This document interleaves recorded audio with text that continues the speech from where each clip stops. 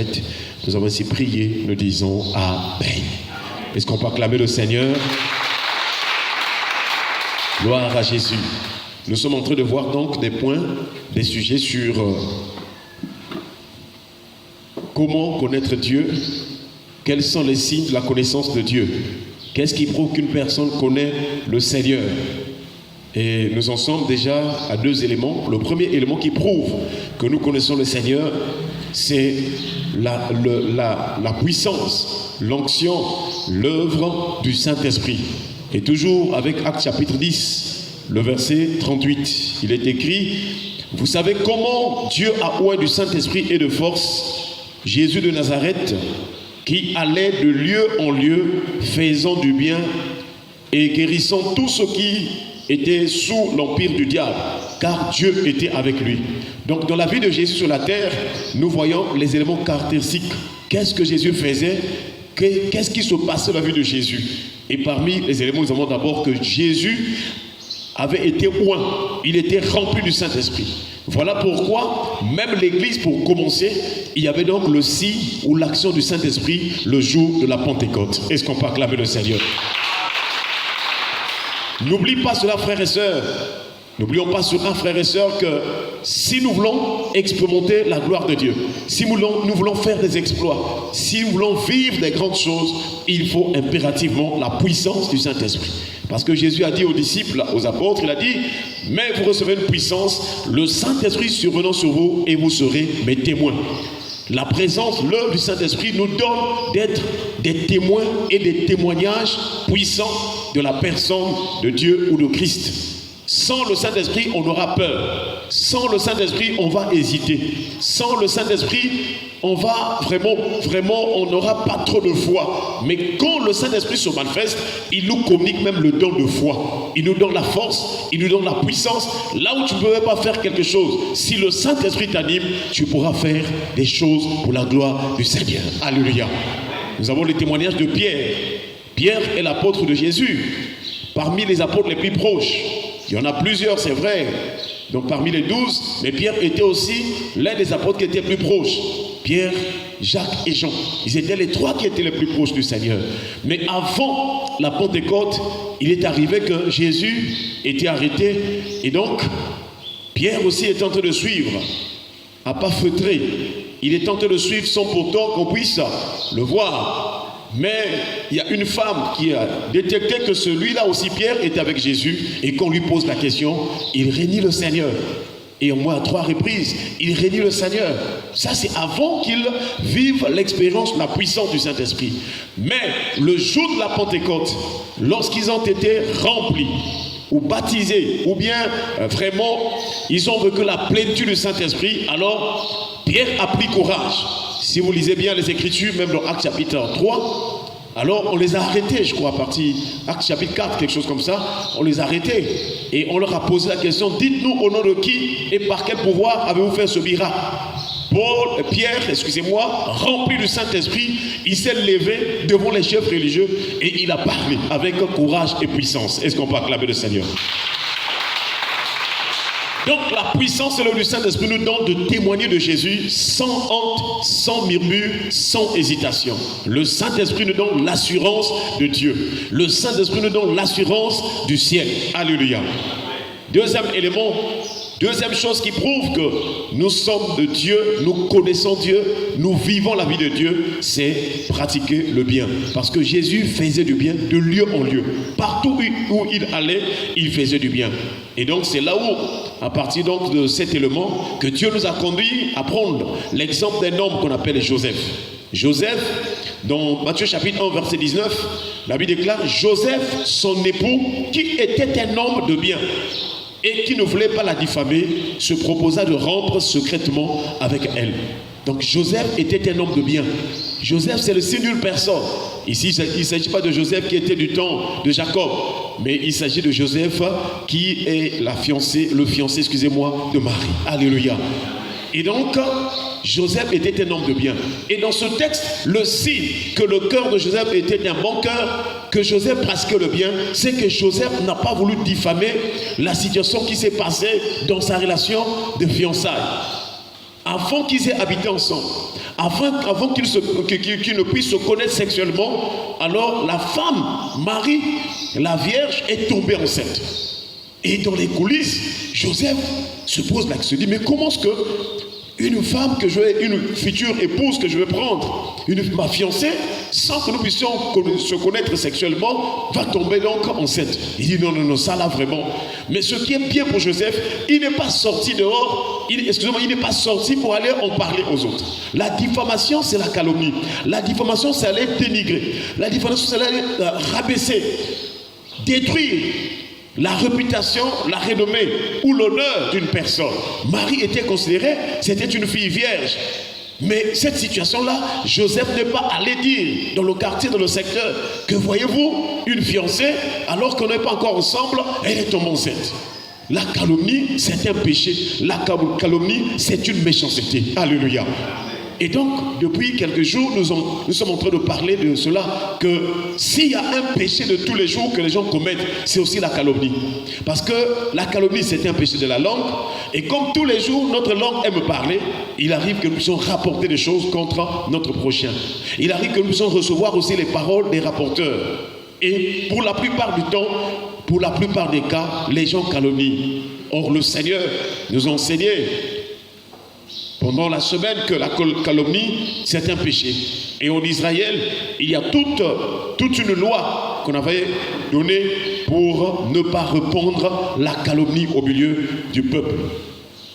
Et donc, nous avons compris ce que la calomnie, c'est un crime. Lorsque tu calomnies ton prochain, tu es en train de te lever contre le sang de ton prochain.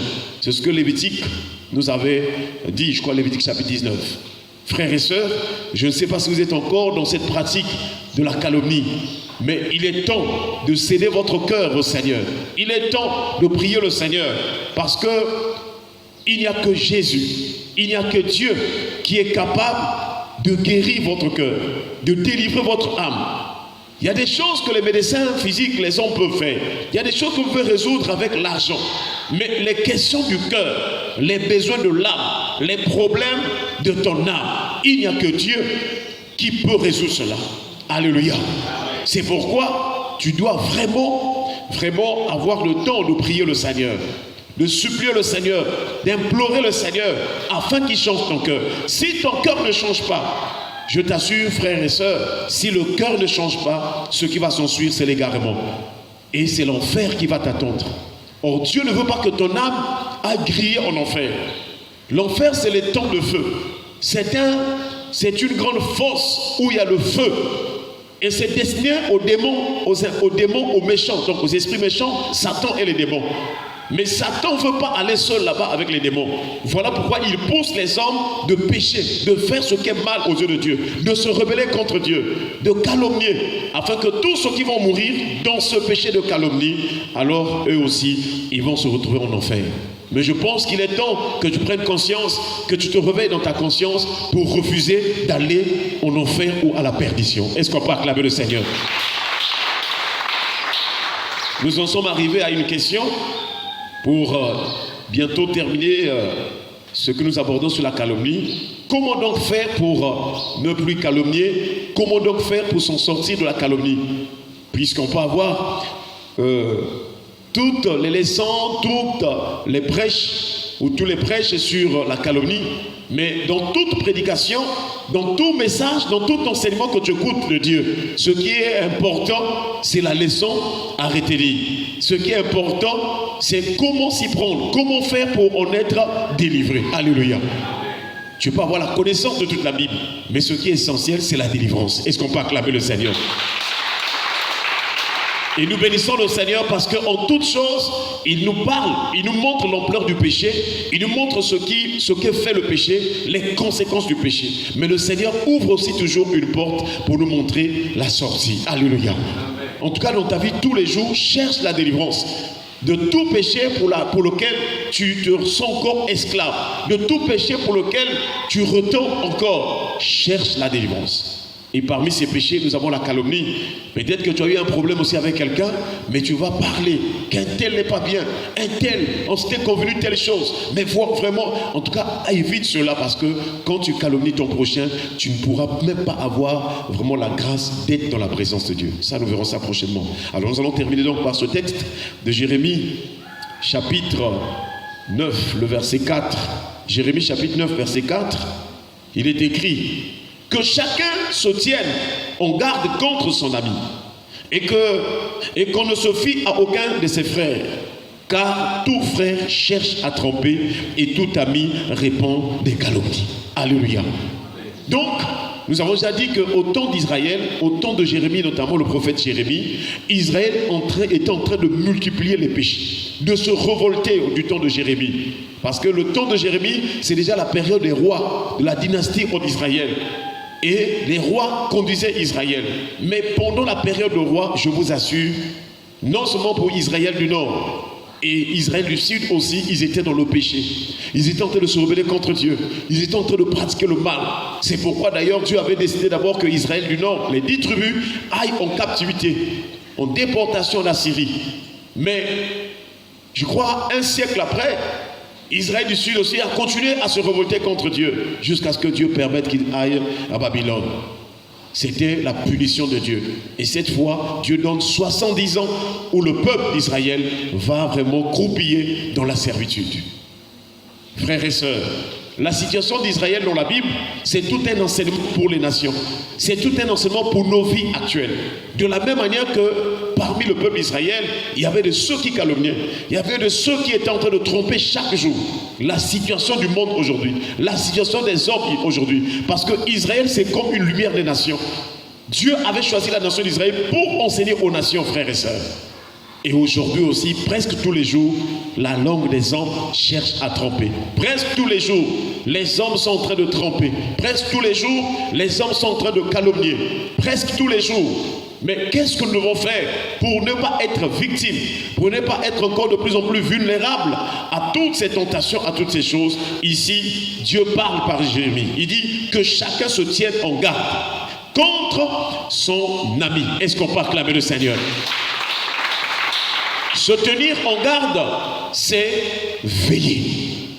Et déjà le Seigneur nous rappelle que si tu veux t'en sortir, vainqueur devant les tentations, il faut veiller et prier. Il a dit veillez et priez afin que vous ne tombiez pas en tentation. L'esprit est bien disposé, mais la chair est faible. Donc, dans ce monde où nous sommes actuellement, il faut l'état de veille. Ton esprit doit être en état de veille. Tu dois bien entendre ce qu'on te dit. Tu dois bien veiller, surveiller ce qui se passe autour de toi. Parce qu'à travers les paroles, on peut maudire ta vie. À travers les paroles, on peut te détruire. La Bible déclare que la mort et la vie sont au pouvoir de la langue. Ce qui sort de la bouche de l'homme, il y a soit la vie, soit la mort, soit la bénédiction, soit la malédiction. Et une personne qui veille saura comment annuler, saura comment échapper à toute parole de mort ou de malédiction. Que le Seigneur nous en délivre au nom de Jésus. Amen. Frères et sœurs, donc le Seigneur dit par Jérémie que chacun se tienne en garde contre son ami et qu'on ne se fie à aucun de ses frères. Se fier ici, c'est la confiance. Nous ne devons plus avoir confiance aux frères en tant que tels. Pourquoi? C'est toujours dans Jérémie où Dieu a dit maudit est l'homme qui se confie dans l'homme. Si tu mets toute ta confiance dans l'homme, tu seras déçu. Si tu mets toute ta confiance aux hommes, tu seras déçu de voir que la personne pour laquelle tu as mis ta confiance puisse te décevoir, te rejeter, t'escroquer, on peut dire aussi, te arnaquer et bien d'autres choses, t'insulter. Une personne que tu as soutenue, une personne à qui tu as fait du bien peut se retourner contre toi. Voilà pourquoi il faut apprendre à se confier en l'Éternel. Est-ce qu'on peut acclamer le Seigneur? Et donc la calomnie, c'est une rage. C'est un péché qui est en train de ravager à travers la bouche. Mais pour en être délivré, il faut veiller. Je vous ai déjà rappelé que lorsque vous parlez avec un ami, une connaissance, un frère, si vous vous rendez compte que celui-ci ou ce dernier vous apporte rapporte des paroles, des calomnies, alors arrêtez cette personne. Dites-la ou dites-lui qu'en tout cas ça, je ne fais plus ça. Je ne suis pas là en train de parler des autres. Je ne veux pas de ça. Ce n'est pas de Dieu. Moi, je suis enfant de Dieu. Je suis chrétien. Je suis fils ou fille du royaume. Et je ne suis plus dans les calomnies parce que Jésus est allé à la croix. Il a payé le prix pour me racheter de la servitude, de la calomnie. Alléluia. Ta bouche doit maintenant sortir des bonnes paroles. Des paroles qui servent à l'édification. Qui communiquent une grâce. C'est-à-dire, ce qui va sortir de ta bouche doit bénir ton prochain. Doit emmener ton prochain à dire merci Seigneur. Est-ce qu'on peut acclamer le Seigneur? Première chose, donc, nous voyons que pour être épargné, pour s'échapper de la calomnie ou de la vie de calomnie, il faut prendre garde. Il faut se tenir en garde. En toute chose, il faut prier. Bon, s'il arrivait aussi que tu as écouté quelqu'un qui est venu calomnier, dès que celui-ci part, alors toi qui restes, demande pardon au Seigneur et demande aussi au Seigneur la force de ne plus tendre tes oreilles pour écouter les calomniateurs. Alléluia. Quand tu as eu à pécher et que tu as demandé pardon, il faut toujours demander au Seigneur la force de ne plus repartir. Parce que Satan ou le diable ou les démons, ils savent ce qui se passe. Ils ont vu ce qui se passe. Ils savent que toi, tu as été intéressé d'entendre les calomnies. Alors quelquefois, quand cela se finit, ils vont chercher encore une autre occasion pour que tu retombes encore. Ne jouez pas avec le péché. Le péché détruit. Le péché retarde. Le péché, c'est une souillure. Le péché, c'est aussi un aiguillon. C'est quelque chose qui pique ta vie. C'est quelque chose qui fait mal à ta vie. Je vous en supplie, éloignez-vous du mal. Parce que tout le mal que vous sémez se retournera contre vous. Je vous en supplie, faisons un effort de pratiquer le bien tous les jours de notre vie. Car tout frère cherche à tromper et tout ami répond des calomnies. Tu as un ami que tu aimes, mais la Bible déclare que l'ami répond des calomnies. Et le frère de la famille, le frère proche, viendra avec la tromperie. Que le Seigneur nous pardonne toutes les fois que nous avons calomnié. Et cela a fait que la présence de Dieu se retire, s'éloigne de nous. Que le Seigneur nous pardonne. Et qu'à partir de ce matin, qu'il nous mette une garde sur la porte de nos lèvres. Que Dieu protège notre langue, notre bouche de toute calomnie. Et qu'ainsi, notre bouche, notre langue puisse servir à louer le Seigneur, à adorer Dieu et à proclamer la bonne nouvelle au nom de Jésus. Amen. Nous acclamons le Seigneur. Baissons les têtes dans la prière. Nous allons remercier le Seigneur pour sa parole. Élevons nos voix, prions le Seigneur au nom de Jésus. Te rendons grâce pour ta parole, Seigneur. Merci pour la lumière. Merci pour la bonne conduite.